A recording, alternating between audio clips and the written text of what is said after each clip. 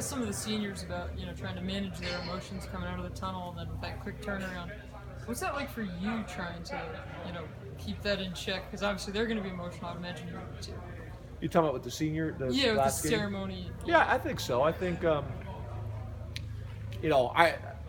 not one of a lot of former players and a lot of coaches kind of can tell you the score of a game that they played in college. I mean, I have a hard time telling you scores from a few years ago.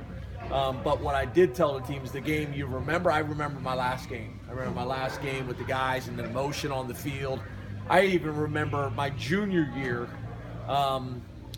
I think we lost, and I remember how bad I felt and emotional I was because I wanted the seniors to leave out the right way. So that last game, I think with football has a little bit more significance just because, you may never play again, especially this style of football.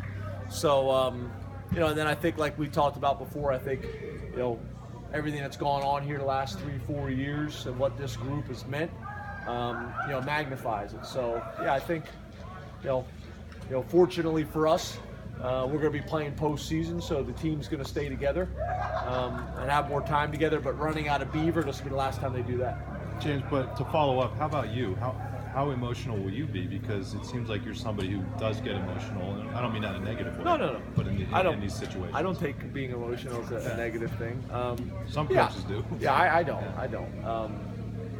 I'm either happy, which you guys don't like, it drives you crazy, you want me to be angry, and I get emotional. So it is what it is. But with our players, and their families. Today at the quarterback luncheon, watching our guys get up and talk in front of 500 people and kind of express themselves and carry themselves really well. It's almost like a father. You sit there with this tremendous sense of pride in how our guys are handling themselves and conducting themselves. And then, it's the same thing. I mean, the coaching staff, as you guys know, I'm very close with, the coaches, their wives, their kids, but it's different with the players. It really is. So yeah, I think there's an emotional aspect of it, especially in the fact that these guys are going to leave and go on and do wonderful things, but you're not going to see them every day.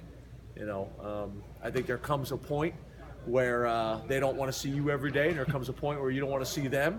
But the fact that they're going to go on and do wonderful things, that's, I think, as you hear coaches talk about all the time, that's when you're really going to be able to tell the impact you had and how successful you were as a coach when these guys come back 5 years from now to the reunion or 10 years from now from the reunion.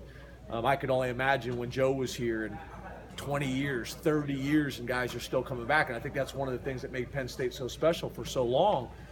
There was so much consistency in the program. And guys could come back forever, and it was the same core group of people here. So that's why it was such a family and such a sense of community here.